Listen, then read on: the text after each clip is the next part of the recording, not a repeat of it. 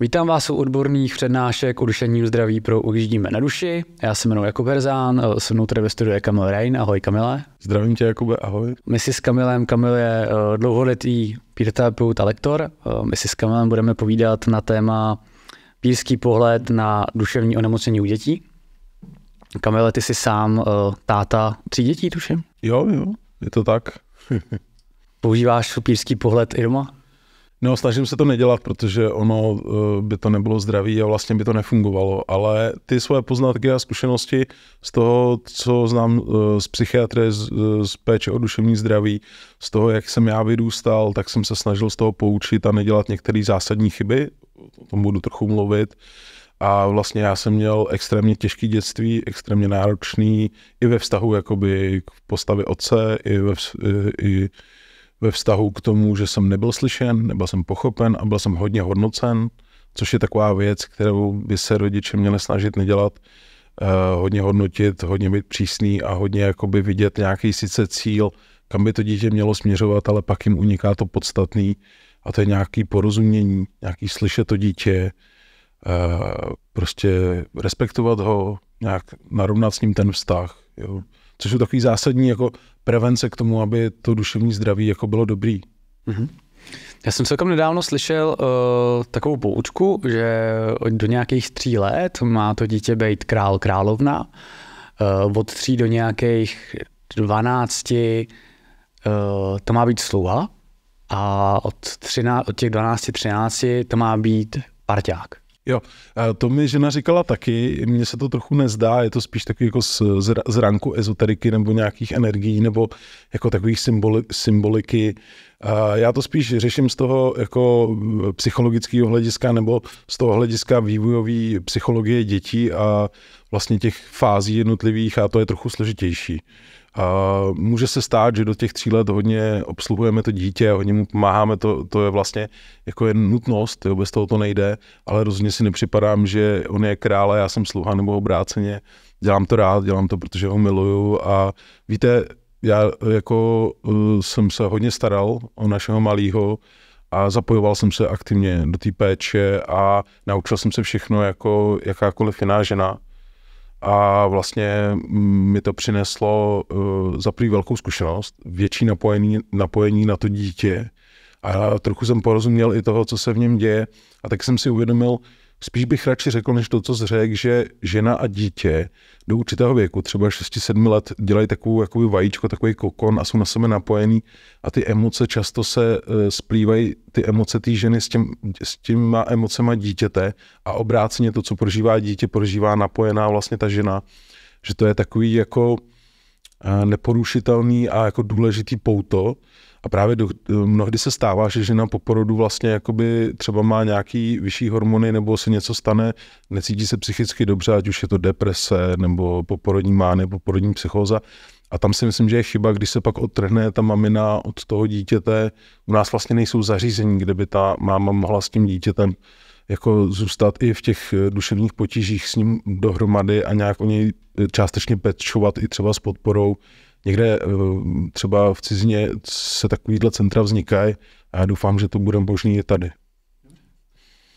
Teď k tomu našemu tématu.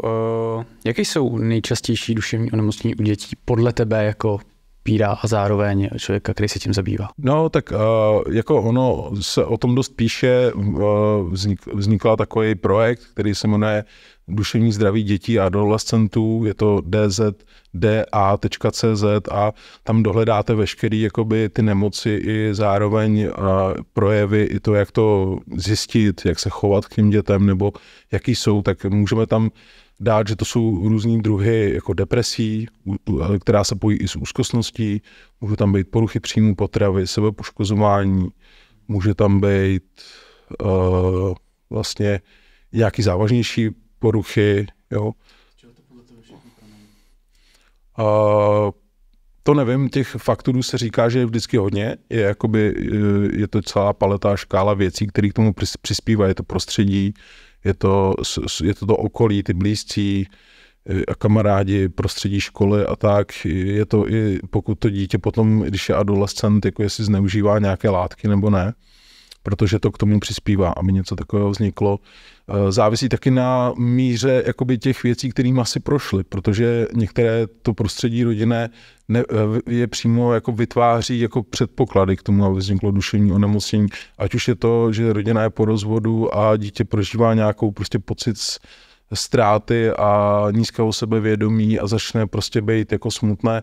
Já bych se vlastně chtěl dostat i k tomu, jak to poznáme, jo? A to je vlastně tak, že my si můžeme všimnout u toho dítěte takové jako nestandardní věci, které dřív nedělalo. Může třeba víc spát nebo méně spát. Může mít nechutenství nebo naopak přejídání. Může se poškozovat, může mluvit o tom, že by se rádo ublížilo. Může být strašně zrychlené a zároveň může být jakoby strašně zpomalené. Je to něco, co se vymyká tomu běžnému. Uzavírá se třeba před rodiči nebo uzavírá se dlouho v pokoji. Nebo vrstevníci říkají, že vidí velké změny. Nebaví ho věci, které ho bavily už jako dřív, aktivity sportovní a tak, zájmy, kroužky. Dá se říct, že určitý procento, protože podle statistik, který dělal právě Národní ústav duševního zdraví, až 40% deváťáků má jakoby nějaké středně těžké deprese nebo úzkosti a ty procenta vlastně uvádí tam i údaj, což je velice zajímavé, že do 14. roku dítěte nebo mladistvého vzniká 50% duševních nemocí a do 24. roku 75% duševních nemocí. Takže vlastně jakoby dá se říct, že my jsme všichni jakoby, tak jak se bude odvíjet ten život, tak jsme nějak jakoby nasměrovávány už tím dětstvím, jak se u nás bude vyvíjet to duševní zdraví. Ale hlavně rád bych jako vypíchnul to, že my máme různé fáze toho, jak jsem v duševní nemoci nebo v duševní jako pohodě a nepohodě. Za prvý existuje takový koncept, že můžu být v duševní nepohodě, ale ještě to neznamená duševní nemoc a to se u těch diváťáků může taky projevovat, že to třeba nebude až tak závažný, ale prostě jsou v období, jestli se to váže k tomu, že se chtějí jakoby individualizovat, chtějí být víc sami, je to, v tom věku je přirozený, že pochybují v určitých věcech, pochybují o sobě, chtějí být víc uzavřený, ale jako je tam nějaký procento, u kterých už to je jakoby závažná duševní nemoc. A podle Nevypust duši, kde pracuje moje kolegyně Marie Salamonová, tak tam vlastně jsou jasné jakoby údaje o tom, že ty děti jako chtějí někoho, kdo je uslyší, kdo jim jako pomůže a že pro ně je důležité to duševní zdraví, ale zároveň se ukazuje, že ty rodiče mnohdy nevědí, jak na to reagovat. A třeba to, co by dělali jako prevenci, to znamená, že koupí nějakého domácího mazlíčka, pojedou na výlet nebo zařídí nějakou větší klid a mírnější režim, protože ten vysoký výkon taky nepřispívá k tomu duševnímu zdraví, tak vlastně tyto nástroje použijou, až když je ta krize, ale tam už oni nezabírají, protože tam už je pozdě a už se musí vyhledat odborná pomoc. Jo? Ve chvíli, kdy už je to jako moc, že dlouhou dobu trvá, než si někdo něčeho všimne a to dítě vlastně podle toho Nevypust duši často by si samo neřeklo o odbornou pomoc nebo by se nezdělovalo někde venku, ale nejčastěji by řekli svým rodičům, pokud by na to měli dostatek prostora, bezpečí a respektu. Řekli by svým blízkým a řekli by to ve škole. Ale ta škola je pro ně taky důležitá, že vlastně děti ve škole vlastně mají takovýto bezpečný zázemí a teď po covidu a po všech těch událostech jako škola funguje jako takový přístav toho, že ještě tam se dá něco dělat a mám tam ty své vrstevníky a můžu vlastně v tom duševním zdraví jakoby si pomoct ještě v tom okolí, mezi těma nejbližšíma, mezi kamarádama, můžu jim něco sdělit, můžu se s nima bavit o tom, co se mi zrovna děje a můžeme na něco přijít. Protože i jako pro dospělé duševní zdraví, ale i pro to dětské platí, že vlastně je taková pyramida toho, jak bychom měli vlastně jako přistupovat k té pomoci, k té prvotní pomoci. Takže prvotní to základní je, že si sám dělám techniky nebo sám si nějak pomůžu. Jo, to je ta nejširší základna. Pak je tam stupeň další, kdy vlastně mi pomůže to blízké okolí, kamarádi, rodina, nějaké své pomocné skupiny pro ty dospělé a prostě, když jsem dospělý, a nebo nějaká prostě neformální skupina lidí, kteří mají nějaké zkušenosti. To jsme my třeba píři, kteří jako rádi předáme tu zkušenost. Pak je tam další stupeň, kdy už tam nastupuje vlastně buď praktický lékař nebo nějaké komunitní služba, která se tomu věnuje. Jo, v tom dalším stupni už je to centrum duševního zdraví nebo o nějaké specializované oddělení psychiatrické nemocnice. A na vrcholu té pyramidy už jsou i vysoce individualizované a specializované služby, jako je psychiatrie, psychiatrická nemocnice, a to je taky nejdražší. Jo? A musím říct, že specifikum pro Českou republiku je, že my tu pyramidu máme otočenou na ruby. To znamená, něco se děje a my rovnou řešíme velkou hospitalizaci, to znamená nepřirozené odtržení toho člověka nebo toho dítěte od té rodiny, což mu poškodí jakoby vlastně vztahy.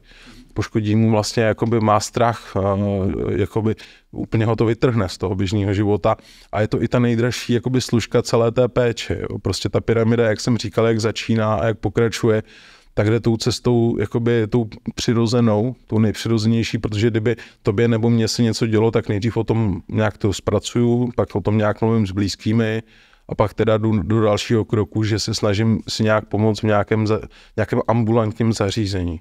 Ale... Já na to mám rovnou 2 otázky. Jednu si mi tu už teďka trošku sebral. Ale ta první, představa, jsem rodič, jaká by měla být prevence pro to, aby to moje dítě bylo v té duševní pohodě? Jo, to je dobrá otázka, děkuju. Ono to bude vysoce individuální, u každého to bude fungovat trošku jinak. Každý to má trošku jinak nastaveno. A co vyhovuje jedním a vyhovuje pro jakoby určitou část populace, tak nevyhovuje zase druhým a obráceně a jako takové ty obecné principy jsou, že rodiče tak, jak pečují o sebe, tak, jak vytváří rodinné prostředí, tak se to přirozeně odráží na ty děti. To znamená, my sami jako rodiče musíme dbát na to, aby jsme byli co nejvíc v pořádku a nejvíc odpočinutý. Mladé maminky a tátové dělají často chybu, že odevzdají všechno dětem, jak jsme se o tom bavili na začátku. Jo, to je ten král, jak si říkal, ale pak nemyslí na sebe a jsou vystresovaný, nevyspalí všechno a vlastně ono se to pro mě jako jednoduše se to lehce řekne, jak být v pohodě, jak to udělat, ono to dost dobře první rok, 2 moc nejde. Jo, musí se připravit každý na to, že to je super náročné. Ale jako je to nějaký souvztah těch 2 partnerů, těch 2 manželů nebo tak, že vlastně oba dva spolupracují v týmu a jeden druhému ulehčuje a prostě vykrývají se tak, aby tam bylo dobré prostředí a milující. Já třeba jsem zažil, když řeknu trochu jako z toho pířského pohledu ještě, ve svém dětství to, že táta byl vysoce dominantní, vysoce řval a vysoce nás jakoby omezoval, hlídal. On chtěl taky, jako měl ambici možná, aby z nás něco dobrýho vyrostlo, aby jsme byli slušní, ale efekt byl úplně opačný v tom smyslu, že nám to strašně ubližovalo. Strašně moc jsme jakoby se cítili odtržený, nemilovaný. Já jsem se podceňoval ve 12 letech, přesně to je ta typický znak ve 12 letech méněcennost, jako cítím se méněcenný, to jsem tam přesně měl. Chtěl jsem se dostat i k tomu, že jaké jsou teda ty prvky, aby jako děti měly preventivně dobrý duševní zdraví. To je, samozřejmě jsou to ty různé aktivity, různě být v komunitě, cítit se k něčemu platný, jako mít nějakou úlohu. Můj syn třeba jako od malá rád pomáhal s aktivitama a je dobrý ho zapojovat. Myslím si, že neprospívá třeba být úplně jakoby na sociálních sítích, protože tam jsou různé divné vzory, nebo jakoby objevují se tam věci, které jako v tom rychlém sledu, jo, trošku zatěžují tu dětskou psychiku, takže tohleto minimalizovat a spíš být v té aktivitě fyzické, nebo pak teda odpočinkový. A samozřejmě, co nám dělá dobře, co nám jako pomáhá. Ale myslím si, že nejhůř a nejhorší, co vlastně bere dětský duševní zdraví, a mnohdy je to i jeden z důvodů duševních nemocí, je, když jeden nebo druhý rodič hodně kritizuje, hodně řve, hodně nepřátelský, hostilní a jakoby vlastně uchyluje se i k fyzickým trestům, který jako jsou přes čáru. A tak to jako vyvolává vlastně podhoubí pro závažné duševní onemocnění nebo sebepoškozování, poruchy příjmu potravy a tak. Může tam hrát roli i alkohol. A dost často chápu, dost rodin jakoby se snaží víc v tom, jak to je a uživit se a prostě fungovat. Ale já třeba v vlastním životě, když se nám narodil syn, já jsem to bral jako velký dar, velkou radost. A vlastně radši jsem byl já trochu v nepohodlí, ale by měl všechno. Ale zase mi nepřišlo jako tak v pořádku, abych jako si s ním narušil vztah, že mu třeba nasekám, jo, nebo na něj budu nepříčetně řvát, jo, to by ho vlastně lámalo, je to vidět i v těch dětských očích, že je to strašně jako zlomí, strašně jim to ublíží. A za mě, já jsem jako byl dítě, na který bylo pořád řváno, trestáno, podhodnocováno a různě jakoby zesměšňováno a tak. Takže vlastně mě to způsobilo opravdu závažný duševní onemocnění, jakmile mi bylo 20 let, tak už jsem propadl do těch nejtěžších duševních onemocnění. Takže já jsem toho příkladem a snažil jsem se od těch třeba 5 do těch 18 to všechno překonat a projít, ale stejně se to propadlo, stejně to nepomohlo. Já jsem tam potom i v mladistvém věku jako kouřil marihuanu nebo pil alkohol a to rozhodně taky neprospívá. Jo, rozhodně to je nějaký modul, který v tom nevyvinutém mladém mozku, ten mozek se vyvíjí u těch dětí postupně. To znamená, než se vyvíjí zadní část mozku, postupně potom ta přední část. Proto ty děti, já třeba mám takový přístup, že těm dětem vysvětluju a popisuju věci, které mně jsou jasné.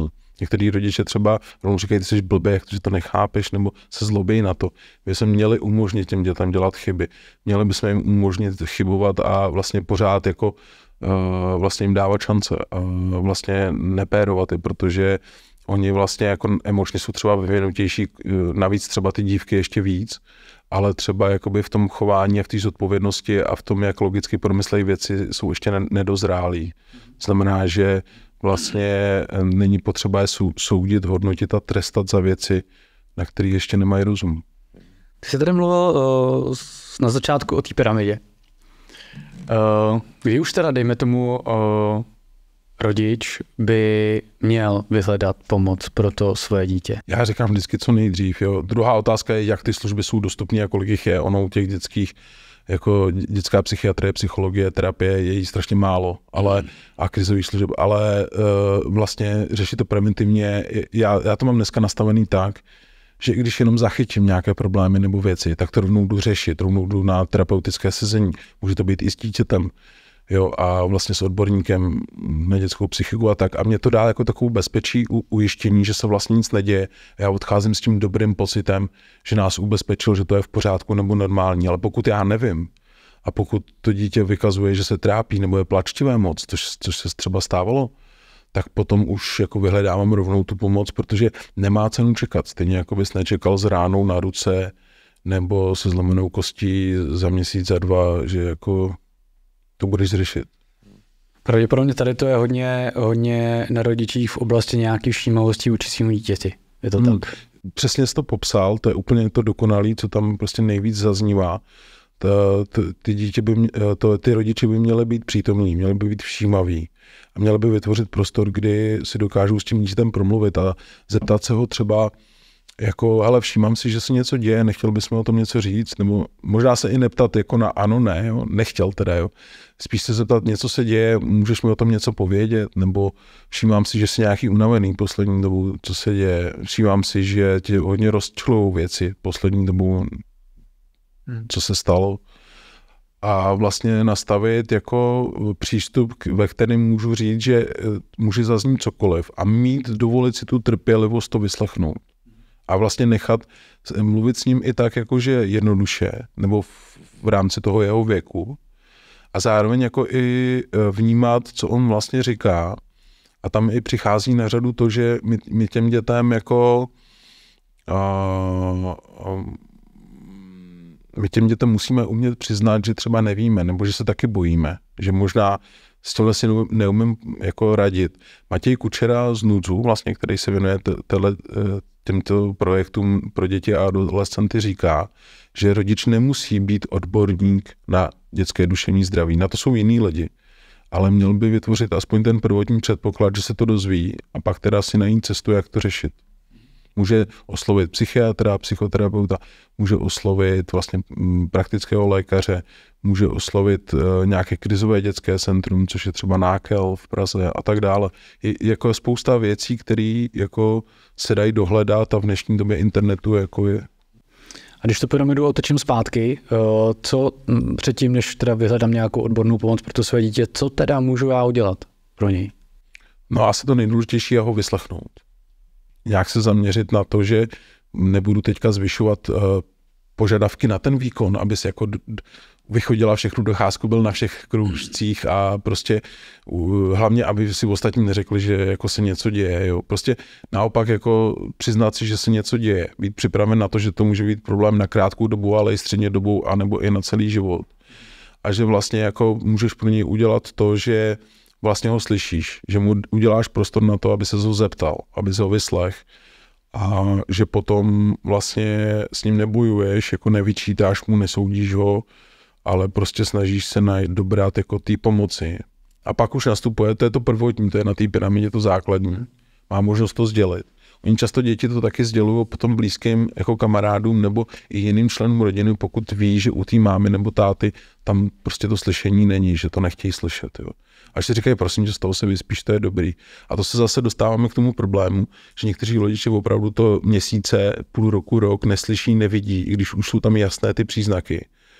A to si dohledáte na těch stránkách DZDA.cz, tam je přímo, jak to poznat, jo? Vlastně jeden slide, je tam materiály pro rodiče.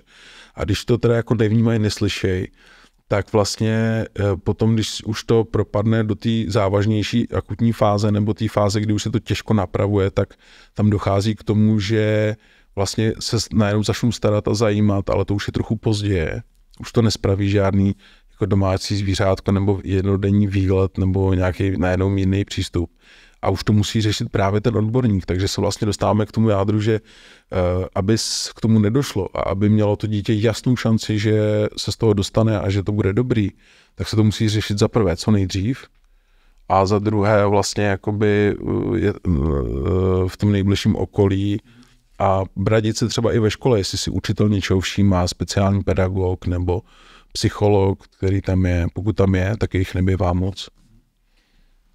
Naopak, jak by se ten rodič měl chovat k tomu dítěti, když už se věc stala, nemoc propukla, dítě se mi vrátilo domů, dejme tomu od psychiatra nebo z psychiatrické nemocnice, už s diagnózou. Mně se to lehce říká, ale mělo by tam být klid, mělo by tam být takový jako sebeuklidnění, jo, prostě nejlépe si taky s někým promluvit, možná s nějakým terapeutem nebo psychologem nebo s někým odborníkem, a nebo s nějakým rodičem, který tu zkušenost má a prostě jako uklidnit se, protože to, co nám nejvíc ubližuje, je ten strach a ta nejistota a my nevíme, jo, a teď vlastně třeba nám sdělí to dítě, nebo teda spíš ten odborník, že to je na delší dobu a že to je závažnější, jo.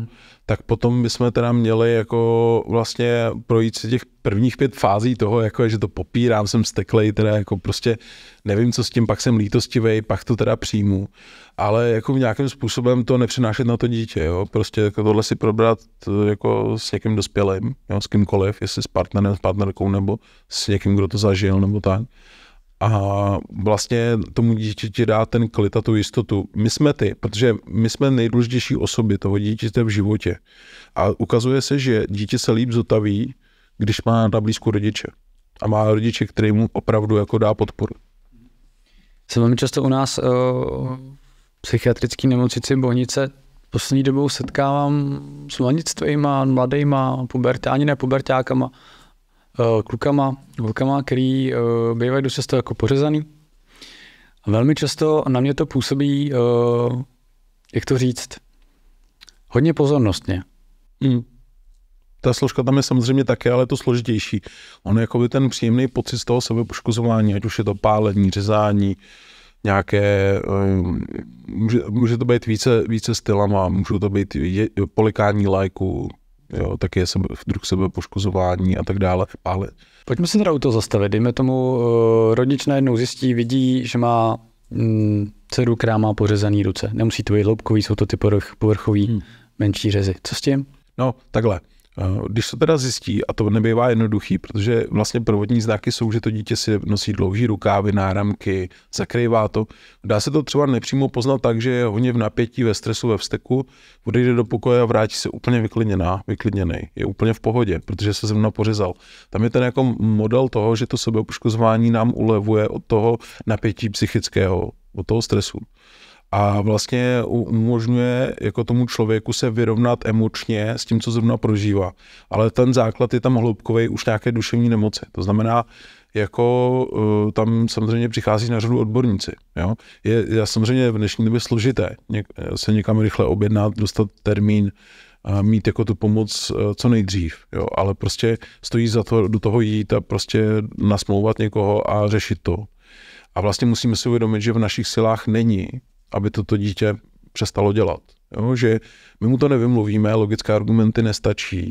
A že to spíš ukazuje stejně třeba jako pití alkoholu na ten prvotní problém, protože pití alkoholu a poškozování je až jakoby druhý cyklus něčeho, kdy se vlastně snažím zapomenout nebo jako nějak něco vyřešit druhotně. Ale je tam nějaký ten primární problém. A tam vlastně projev toho primárního problému. A tam vlastně ulevuje ta terapie a ta odborná pomoc. Jo. Takže vlastně, když to rodiče zjistí, neměli by panikařit, neměli by vyčítat nebo zakazovat, to nepomáhá. Stejně to dítě bude dělat. Jo. Ale spíš jako vytvořit bezpečný prostředí a domluvit se s ním teda logicky na tom, že hele, tohle není úplně v pořádku, mně se to nelíbí, vidíš, tady máš ty jizvy nebo ty popáleniny. A prostě já bych to potřeboval s tebou řešit a potřeboval bych si dojít na nějakou kontrolu. Nemusíš se toho bát, promluvíš si s někým a budeme to dlouhodobě řešit. A já se budu zatím zamýšlet jako rodič nad tím, co byly doma za podmínky a ve škole a jestli tam byla šikana, jestli doma prostě se moc neřvalo, jestli tam nebylo prostě, že se člověk opíjel a to dítě ho vidělo opilýho, nebo prostě tak. A nebo právě, abych nedával jenom jako vinu škole a rodině, tak vlastně tam může být těch spouštěčů a těch věcí, které za to můžou jako celá škála. Jo? Může to být vrozená predispozice, může to být vlastně něco, co se nedá vlastně vůbec ovlivnit. Jo? Vždycky vznik duševního onemocnění je komplex celkových jako věcí, který vlastně jako nikdy se úplně nejsme ani schopní pořádně dopátrat příčiny. Jo? Prostě. Ale jsme schopní změnit to prostředí, jsme schopní změnit vztahy, dokonce i ve škole se dá domluvit s učitelama a potom, když už člověk jako někam dochází to dítě na jiném přístupu, jiném režimu, ty učitelé velice rádi vyjdou vstříc nebo jako umějí to. Jo? A vlastně dá se říct, že nikdy psychiatr nebude popisovat učitelům, jak se mají k tomu dítě chovat, nebo tak to musí říct, tlumočit ten rodič, jo. Ale učitelé by v tom měli být vzděláváni a to se dostáváme k tomu, že v celém systému zdravotnictví a školství a sociální práce je potřeba mít dostatek odborníků, připravovat je na to už ve školách a vytvářet jako ze zhora podmínky, aby bylo dost peněz na vzdělávání těchto lidí, ať už jsou třeba v dětské psychiatrii, psychologii nebo v sociálních sférách a zdravotní sestry pro děti. A nebo vlastně ve školství připravovat mladé pedagogy k tomu, aby věděli, jak pracovat s duševním zdravím dětí. Protože, jak jsme si říkali, ta škola je jeden z hlavních pilířů a míst, kde to dítě se cítí bezpečně a kde chce pomoct. Jedna z mých posledních otázek je, čím to podle tebe, dopravit tvůj subjektivní názor, čím to je, že poslední dobou se to sebepoškozování a ty úzkostní ataky, panické ataky u dětí stávají fenoménem? Tak jako obecně se o tom, podle mě subjektivně vím, že je mi hůř a celkově se hůř žije v tom smyslu, že lidi jsou k sobě jako méně tolerantnější, hádají se za názory, startujou. Jak jsem se bavil o té škále, že duševní nemoc má různé jako fáze, jo? Třeba někde je to ta poslední fáze, ten jeden extrém je krize a ta nejlepší fáze cítím se výjimečně dobře a někde mezi tím je přežívám nebo žije se mi tak jako dobře a já mám pocit, že celkově na sobě vnímám i pro ty děti, že je hůř a hůř jakoby ve společnosti. Jo? Celkově jako vnímám, že prostě dochází k takovým efektům, že lidé mají problémy jako finanční, sociální, mají problémy jako s tím, že i jako vznikají různé jakoby světové události, které jim nepřidají na klidu. Dalo by se teda říct, že to je odraz dnešní doby? Určitě, jako my všichni jsme v tom prostředí a na tom světě součástí nějakého kolektivního celku a všechno prožíváme. Jo? Já třeba radím dospělým a sobě, aby jsme nehltali ty média a ten internet a ty sociální sítě. Já jsem na sebe udělal takový pokus, že jsem měsíc denně čet vlastně nějakou tu platformu, jako jo, prostě takovou tu sociální komunikační, kde si každý může s každým všechno vyřídit a psát. Já jsem po měsíci nemohl spát, třásl jsem se, bylo mi blbě a v hlavě se mi odvíjely vlastně traumatické jako obrázky a videa, co jsem tam viděl, protože to je necenzurovaný jakoby v tom smyslu, že tam jsou různý bojový konflikty a různý vraždy a různý jakoby zloději a tak, že to bylo vlastně jako naplněný vlastně ošklivýma věcma, jo. A vlastně ta psychohygiena, a říkal to i vždycky bývalý pan ředitel nemocnice, že jako měli bychom to filtrovat, neměli bychom tam na tom moc bejt a spíš jako dělat právě, teď se dostáváme k tomu, co se ptal na začátku, jít do přírody, věnovat se aktivitám jako rukama, kdy něco vytváříš a takže nemyslíš jakoby hlavou, jo. Já třeba rád vařím, když jako mám hodně stresu, tak něco uvařím a baví mě jako přemýšlet nad tím postupem, jo. Ale není to, tohle jsou věci preventivní, tohle nejsou věci, které mě z toho duševního zdraví, jako do toho duševního zdraví dostanou, na to potřebuju léky a tak. Já jsem na sobě taky nedávno udělal jeden pokus, já jsem zase četl článek, že dětem vyloženě jako psychicky škodí a může to způsobovat úzkosti, deprese a snad dokonce i závislost budoucí, že dětem neuvěřitelně škodí takovýto scrollování na Instagramu nebo TikToku. A když si vezmeš, že tam jsou jako vteřinový intervaly, jo, máš tam video na 5 vteřin a ty oči mrkají a teď vlastně si vem, jako to malé dítě, i třeba 5-4letý, dokáže naskrolovat třeba 1000 videí za ten den. Je neuvěřitelný příval informací. A teď ten mozek to neví, co s tím má dělat. A je v nějaký jiný realitě. A oni pak jakoby zakopávají a nedaří se jim věci i v tom běžném světě. Oni jsou nepoužitelní, jako, aby něco udělali. Teď jako vlastně dokonce jsou schopní s tím mobilem chodit, koukat do něj a narážet do věcí. Jo. Takže to už jsou taky extrémy. A já jsem tenhle pokus udělal na sobě. 3 dny jsem to zkoušel, že jsem měl hodinu denně to scrollování a doopravdy 3., 4. den už mi bylo psychicky špatně. Přesně. Jakože fakt jsem se cítil jak do té úzkosti. Máš pravdu, mám to na sobě taky vyzkoušený a potvrzuji, že tohle je jeden z faktorů, který strašně odebírá duševní zdraví. Jo? A myslím si, že děti to mají složitější v tom, protože jako hlavně ty mladiství adolescenti těma sítěma žijou, oni si mezi nima komunikují. Já to znám od dcer, že jsou prostě na síti, jako na nějakých virtuální kamarádi a oni vlastně tolik neprožívají venku. Jo? Mě třeba, když já jsem vyrůstal nebo ty, tak my jsme všechno objevovali jako fyzicky a byla ta realita trošku pro nás jiná, že jo. A teď vlastně nějaký ta poslední generace těch 5letých teďka, to jsou nějaký generace X, která vlastně jako jede všechno digitálně a oni umějí od 2-3 let ovládat mobil a vlastně jedou Xbox a jedou počítač. A od 9 let mají úzkosti a deprese. Může to k tomu přispívat, no. Ale jako neviděl bych to zas tak černě. Důležitý je to vyvažovat. Ten rodič by si měl uvědomit, že jako je fajn, tak seš chvíli na mobilu, abych já si mohla uvařit nebo dát si vanu. Ale na druhou stranu prostě pak tady máme spoustu denních aktivit, jako je školka, procházka, dojít nakoupit, nebo prostě jít si hrát ke kamarádce, aby si děti hrály. Jo, prostě. Ale je pravda, že rozhodně to zásadní, takový moje motto nakonec a na závěr, co by si měli lidi odníst, je, že nesnažte se být policajtem, terorizovat to dítě, nesnažte se na něj být přílišně tvrdý, protože svět je tvrdý, tak já budu na něj taky přísně tvrdý, aby on to všechno ustál a jako se obrnil pro ten svět. Takhle to nefunguje. Takhle vzniká duševní nemoc. Jo. Prostě takhle bylo ke mně přistupováno, že teda udělám z tebe tvrdýho člověka, takže budeš mít tvrdý přístup a způsobilo to, že mi to ublížilo. Dobře, Kamila, díky. Já jsem rád, že jsi přišel. Já jsem taky rád, že jsem tě viděl. V tebe vždycky rád vidím.